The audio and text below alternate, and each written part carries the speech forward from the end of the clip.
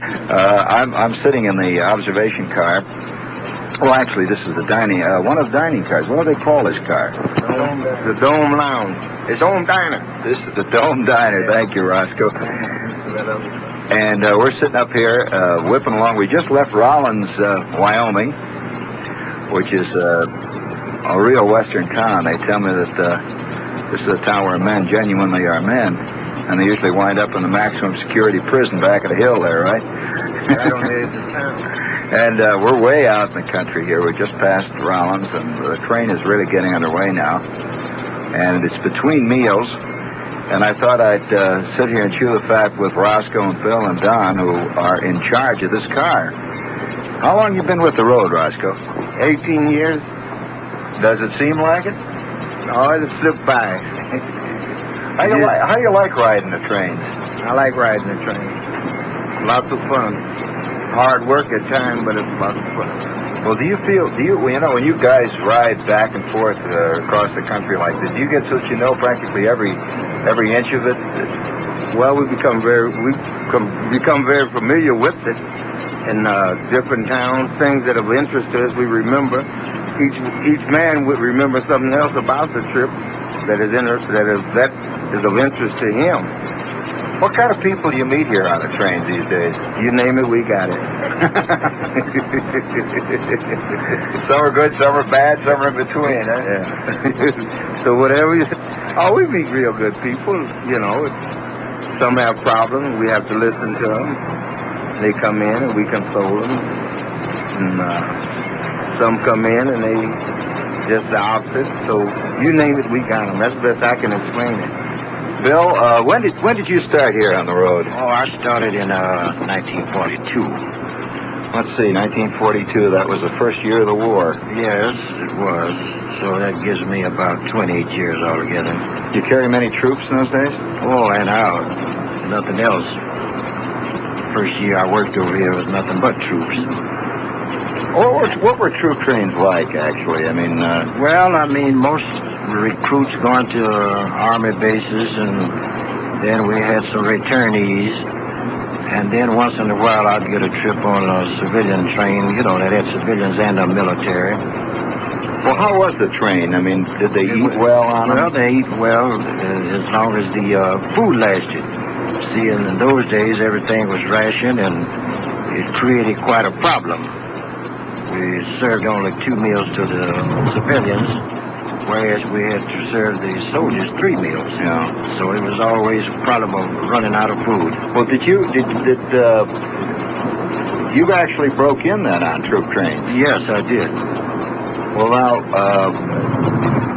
I've heard a lot of people say that just before the war was the heyday of the big railroad trains going cross country. And did you get in on any of that? No, I didn't. I mean, when I got here, it was, the war had been in progress about 12 months, so I got in during the beginning of the war real good. Where do you live now? Los Angeles. Is that where you lived when you started? Yes, I'm originally from Texas, and I moved to Los Angeles. Been out there ever since, except for a little military duty myself.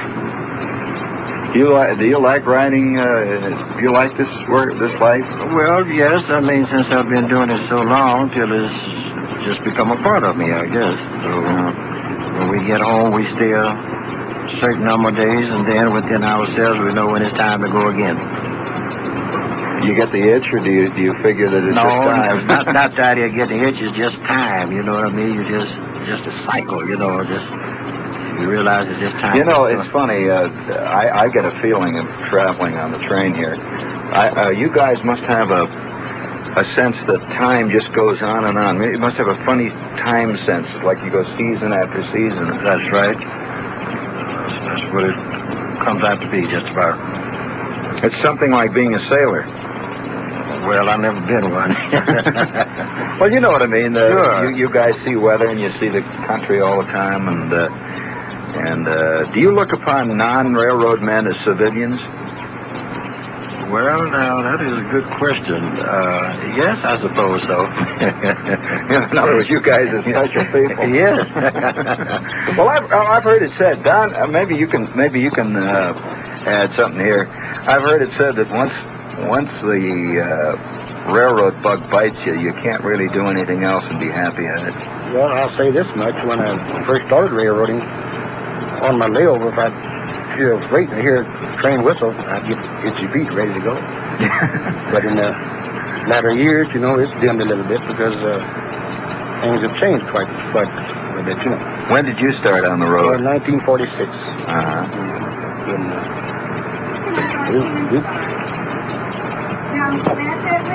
Lady wants to buy a candy bar. We're making a recording, lady. It's in the next car. Okay, that's all right. Well, it's like, when I started, it was on troop trains mostly, you know, and we'd get out here. Sometimes we'd be gone 10, 12 days, you know. We'd take a load here, and drop them, pick up another load, go another direction. You never knew when you're going to get home, so... What does your family think of this type of life? I mean, you know, you guys are gone for days on end. How long are you gone at a single trip before you get home? 5 days. You live on the train? Yes. With the exception of laying over in Chicago for 24 hours. I see. And then when we come back, you're home 7 nights, you know, 6 nights. It depends on the run you're on. And your family gets adjusted to it. They become aware that you're a professional hobo, and that's it, you know. You're on the road. Did they ever ask you about this? Did they ever want to travel with you? Well, I'll tell you, when my children were smaller, I had problems. Some years ago, in 1948 to be exact, it snowed in Pasadena. And I just came out of a snow-bound train, and they woke me up to see the snow, and I... Daddy's seen plenty of snow. Hey, you know, that reminds me, what kind of weather did they get out here in Wyoming in the wintertime when you guys are traveling this run? It's very, very cold and miserable out through here. In fact, it hadn't been a month ago, we had snow on the ground out here coming across. You mean right Yeah. here it is... in August, July. August, July, and just a month ago. Now, when will the snow come down here again? Oh, it's September, and it'll be... And then it stays. And it stays. Well, you don't get too often much snow when it's up high. You get too cold to snow too often much, you know. You ever seen have you ever been involved yourself in a train wreck? Oh, yes.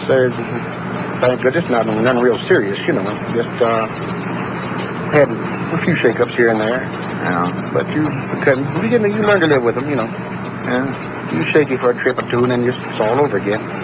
Well, you know, there's so much talk of doing away with the railroads. Yeah, that is, doing away with passenger service on this great transcontinental run. How do you feel about that? I think it's a real tragedy. I think it's terrible. There's so many people that like to travel by rail, and they won't have it any other way. And if they discontinue the train, it's going to put the hard ship on a good lot of people. You know, it's a different way of life. You know, I've noticed that there's two kinds of people. There's the kind of guy that wants to get from one place to the other absolutely instantaneously, and then there's the other kind who enjoys the traveling. Right. Well, to give you a perfect example of what you're saying, doing in the winter times when some of the trains get grounded up in Wyoming and up in that area. Yeah. They're a different breed when they get on here, because they get on here mad. They blame us for having to be set down, you know, and this, that, and the other. It's just, well, they're a different breed. They're not your people. All together. They just, there's quite a difference, and there's just no satisfying, it seems like, you know.